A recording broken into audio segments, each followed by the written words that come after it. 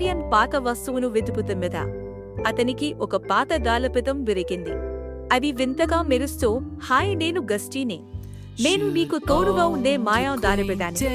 మీకు సహాయం చేయడానికి వచ్చాను. మనం కలిసి చాలా ప్రత్యేకమైన ప్రయాణం చేయబోతున్నాం. ఆర్యన్ చిరునవ్వుతో డస్టీతో కలిసి బయలుదేరాడు.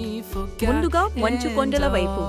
అక్కడ డస్టీకి ఒక పెంగ్విన్ కుటుంబం కనిపించింది. వాళ్ళ చిన్నపిల్ల ఒకవైపు దూరంగా పోయింది. ఆర్యన్ డస్టీ సహాయంతో దాన్ని వెతికి తల్లిదండ్రుల దగ్గరికి తీసుకెళ్లాడు. పెంగ్విన్ కుటుంబం ఆనందంతో వాళ్లకు కృతజ్ఞత చెప్పింది. ఆ సంతోషం చూసి ఆర్యన్ గుండెల్లో మంచి అనుభూతిని పొందాడు. తరువాత ఆర్యన్ డస్టీతో కలిసి ఒక పెద్ద అడవిలోకి వెళ్ళాడు. ఆ అడవి జమ్ములతో నిండిన సద్దల్లా ఉంది. అక్కడ దారి తప్పిపోయిన ఒక ఏనుగు ఉంది.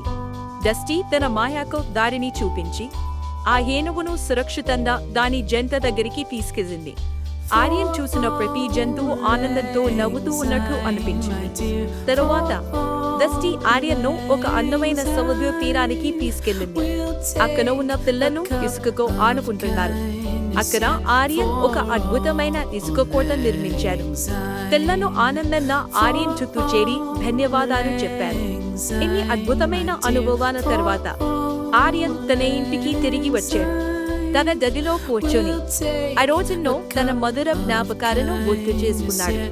డస్టీ పక్కనే తేలికగా మెరుస్తూ ఆర్యన్ కు తోడుగా ఉంది.